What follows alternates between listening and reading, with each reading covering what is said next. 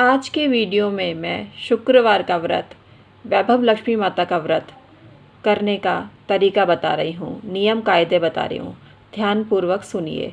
श्रावण मास का शुक्रवार बहुत ही शुभ होता है और इस अवसर पर आपको शुक्रवार का व्रत करना चाहिए।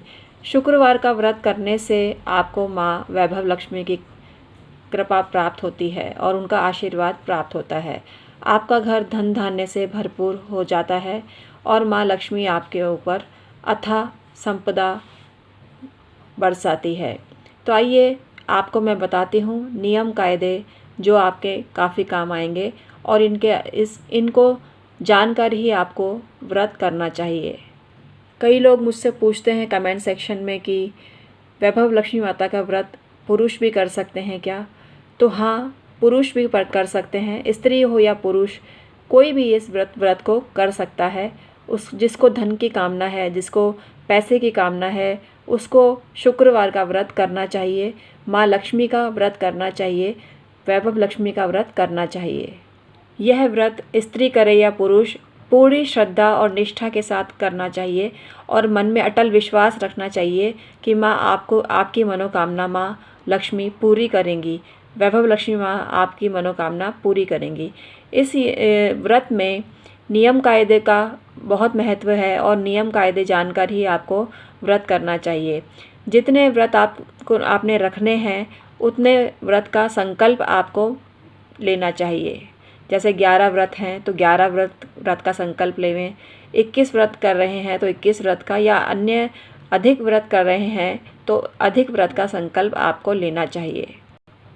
नियम का उल्लेख वैभव लक्ष्मी माता की जो पुस्तक आती है, जैसे कि ये मेरे पास आप देख रहे हैं, वैभव लक्ष्मी माता की पुस्तक आती है तो ये आपको ख़रीद के लानी है और इस पुस्तक में सारी कहानी वर्णित होती है, मंत्र भी होते हैं, श्री यंत्र का फ़ोटो भी होता है जो आपके काफ़ी काम का होता है। इस व्रत का ये कायदा है कि किसी की चुगली नहीं करनी चाहिए, किसी की निंदा भी नहीं करनी चाहिए। वैसे तो चुगली और निंदा एक नेगेटिव अप्रोच है, वो आपको कभी भी नहीं करनी चाहिए, लेकिन इसके साथ साथ आपको जय माँ लक्ष्मी, जय माँ वैभव लक्ष्मी का जयकारा पूरे दिन भर लगाना चाहिए। यह व्रत अपने ही घर में किया जाता है और अगर आप पीहर गए हैं या किसी रिश्तेदार के यहाँ गए हैं तो ये व्रत छोड़ देना चाहिए। इस व्रत में ये कायदा है कि अपने ही घर में ये व्रत किया जाता है। पूजा में जेवर अवश्य रखने चाहिए। अगर घर में गहने नहीं हैं, सोने के गहने नहीं हैं तो चांदी के गहने आप ले सकते हैं। चांदी के गहने भी नहीं हैं तो आप नगद रुपया भी ले सकते हैं। जो भी चीज़ लेवें श्रद्धापूर्वक लेवें और ये मान के चलें कि इससे आपको फ़ायदा होगा। व्रत पूरा होने पर उद्यापन करते समय वैभव लक्ष्मी माता की एक ऐसी पुस्तक आपको 11 या 21, 51 या 101 की संख्या में बांटनी अवश्य चाहिए। खीर की प्रसादी भी बांटनी चाहिए। अशुद्ध अवस्था में वो व्रत छोड़ देना चाहिए और उसको काउंट नहीं करना चाहिए। फिर शुद्ध अवस्था में आए तो आपको वो वाला व्रत काउंट करना चाहिए। लक्ष्मी स्तवन का पाठ अवश्य ही करना चाहिए। इसमें पूरे दिन का उपवास करना चाहिए। अगर आप नहीं कर सकें तो एक टाइम फल खाएं, एक टाइम खाना खाएं, लेकिन अगर आप बिल्कुल भी ना कर सकें तो दोनों वक्त आप खाना खा सकते हैं।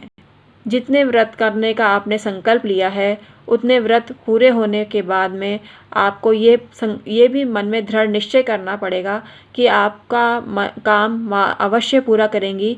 आपकी मनोकामना माँ लक्ष्मी, माँ वैभव लक्ष्मी अवश्य ही पूरी करेंगी। पॉजिटिव एटीट्यूड आपको रखना चाहिए। मन में निराशा का भाव कभी ना आने देवें। इस व्रत में श्री यंत्र का पूजन अवश्य करना चाहिए।